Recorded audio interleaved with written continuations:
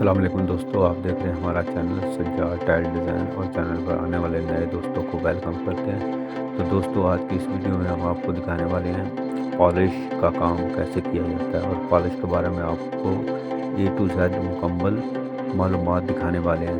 तो दोस्तों, वीडियो के एंड तक ज़रूर बने रहिएगा और वीडियो को एंड तक देखें। आपको पॉलिश का मुकम्मल प्रोसेस जो है वो इस वीडियो में दिखाया जाएगा। तो आइए देखते हैं।